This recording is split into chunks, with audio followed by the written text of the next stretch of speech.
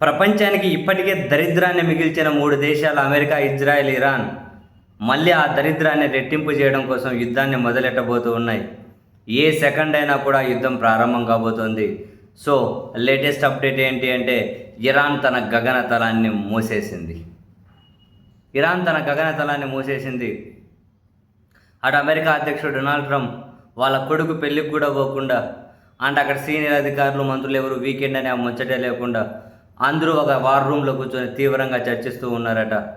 మరోవైపు Pakistan army chief Asif Munir Tehran అంటే ఇరాన్లో ఉన్నారు. అక్కడ సంప్రదింపులు జరుపుతూ ఉన్నారట.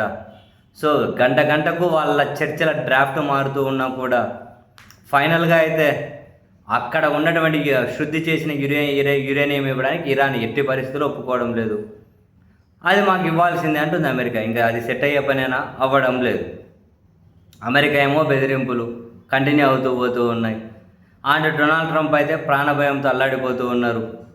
ఆయనే చెబుతున్నారు మీడియా ముందు, ఇరాన్ నన్ను చంపుతుంది అనుకుంటున్నారా? అందుకే నేను నా కొడుకు పెళ్ళికి పోవట్లేదు అనుకుంటున్నారా? ఇంకా మీరు రాసుకొని మీకు ఇష్టం వచ్చినట్లు అని చెప్పి సెటైర్లు ఎత్తుతూ ఉన్నారు. మళ్ళీ లేటెస్ట్గా CNN బ్రేకింగ్ ఏంటి అంటే ఇవాంకా ట్రంప్కు ఇరాన్లోని IRGC సపోర్ట్ ఉన్న వాళ్ళ దగ్గర నుంచి ప్రాణహాని ఉందని, దాన్నే అమెరికా ఇంటెలిజెన్స్ బ్రేక్ చేసింది అని, దానికి కారణమైన వాళ్ళను వేరేది ఎక్కడో అరెస్ట్ చేశారు, అమెరికాకి తీసుకెళ్తున్నారు. రకరకాలుగా కథనాలు ఒకటి ప్రసారం అవుతూ ఉన్నాయి. అండ్ అమెరికా ఇంటెలిజెన్స్ ఏమో సో ఇరాన్ని చాలా మనం కూల్ చేసాం, ధ్వంసం చేసాం అనుకున్నాం, కానీ వాళ్ళ బలం ఇంకా చాలా ఎక్కువగానే ఉంది. అండ్ ఈ కాల్పుల విరమణ గ్యాప్లో వాళ్ళు మళ్ళీ వాళ్ళ టెక్నాలజీని, మళ్ళీ ఆయుధాలను తయారు చేసుకునే పనిలో బిజీగా పడిపోయారు. మనం అనుకున్నంత ఇరాన్కి నష్టాన్ని అయితే కలిగించలేకపోయామని చెప్పి అమెరికా ఇంటెలిజెన్స్ రిపోర్ట్ చేసిందని వాషింగ్టన్ పోస్ట్ లాంటి, న్యూయార్క్ టైమ్స్ లాంటి వాళ్ళ కథనాలు రాసుకుంటూ వస్తూ ఉన్నారు. ఏందో ఇది, ఇప్పుడు హర్ముజ్ని తెరవండి అంటది అమెరికా. మీ దరిద్రులు యుద్ధం మొదలెట్టక ముందు తెరిసే ఉండే కదరా బాబు.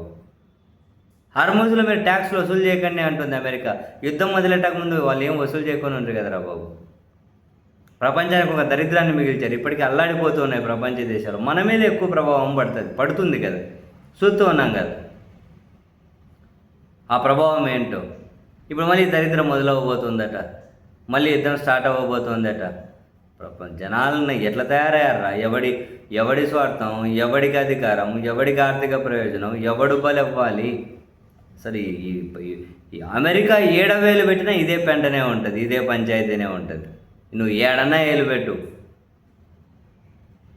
ఏడేళ్ళు పెట్టినా వెనిజులా అధ్యక్షులు లాంటి వాళ్ళని ఎత్తుకొని వెళ్తే వాళ్ళది కాలం చెల్లుబాటు అయిందేమో. కానీ ఇరాన్ మీద ప్రపంచంలో ఎవడు యుద్ధం మొదలెట్టలేదు. ఇంతకుముందు మొదలెట్టి గెలిచిన చరిత్రనే లేదు. అందరూ మొదలెట్టారు చాలామంది, కానీ గెలిచిన చరిత్ర లేదు. అందుకని ఈ మధ్యకాలంలో ఈ 5-6 దశాబ్దాలలో ఎవరు ముట్టుకోలేదాన్ని. ఇప్పుడు పోయి ట్రంప్ నేను తుడుంకానని ముట్టుకున్నాడు. ముట్టుకొని ఏం చేసినారు? కనీసం మంచిగా హార్మోజును మూయించాడు.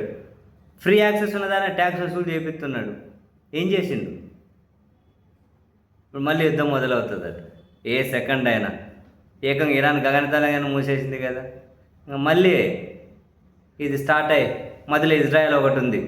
వాళ్ళు ఫుల్ ప్రెజర్ అంటే అమెరికా మీద, లేదు మనం ఇరాన్ మొత్తం ఇప్పుడే ఇంకా మళ్ళీ యుద్ధం చేద్దాం.